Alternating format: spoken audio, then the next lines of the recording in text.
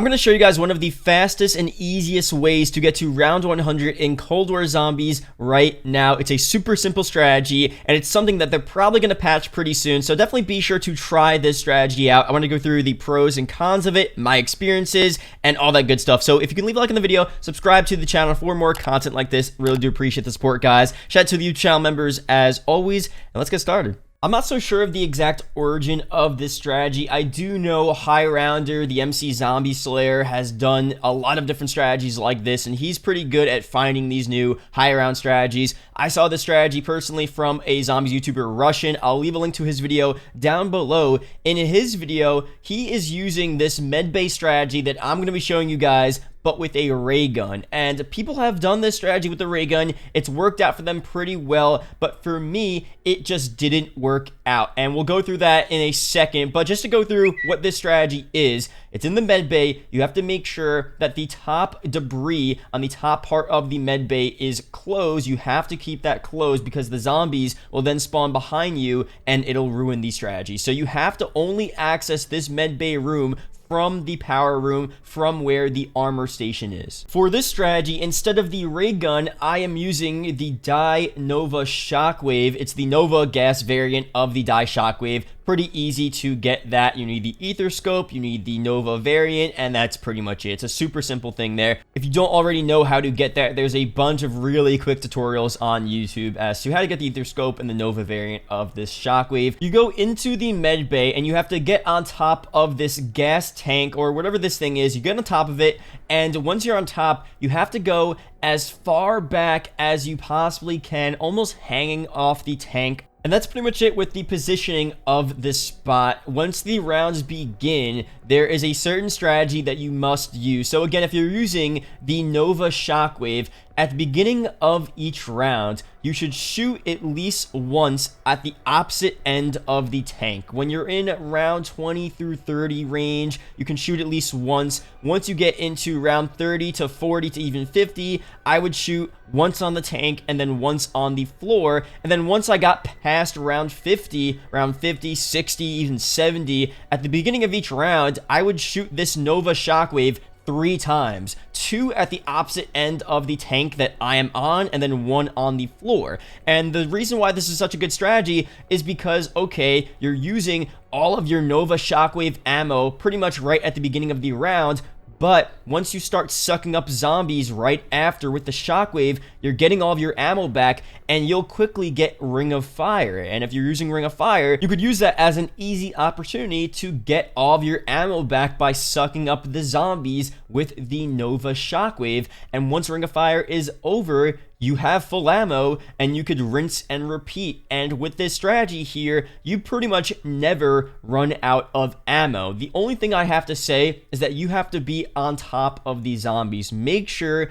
you shoot when you can. When you have the ammo, shoot when you can, because it's hard to shoot and then suck up the zombies and then go back to shooting. The shockwave kind of has a delay when you're shooting, so especially when you're on the high rounds, 50, 60, 70, 80, 90, you have to shoot at least 3 to 4 times in quick succession and then suck the zombies up right after to make sure they don't overrun you. Because with this strategy, the zombies are spawning super quickly. They're piling up insanely fast on this little tank, and you have to be able to kill them. This is why this is one of the fastest game-breaking strategies in the game right now, because the zombies just spawn in so fast, and you need to really be on top of them. So make sure you're shooting as much as you can, using Ring of Fire, and sucking these zombies up. We also have the Megaton situation. In this strategy, the Megatons don't actually spawn in, and they shouldn't come to kill you unless you jump off the tank. So if you jump off the tank for any reason, and it's been a couple of rounds since you've seen a Megaton, they're most likely going to spawn in. And sometimes they do randomly just spawn in. If you accidentally go off the edge of the tank and you hop back on really quickly, they'll still spawn in. And the ways to deter against this is obviously, if you have Ring of Fire, you could just kill the Megatons super quickly, and that's a super easy strategy. You guys know how fast it is to kill a Megaton with Ring of Fire. But another thing here, you just have to go to the Ether teleporter tunnel, and you have to get out of there, and you just have to train for that round. So sometimes you do have to get out of the strategy. You have to be able to escape if a Megaton comes to you, gets into your spot, and, you know, you just don't have Ring of Fire to combat him instantly. And that's the only downside with this strategy. Everything else here, it's pretty easy, super quick to get to high rounds.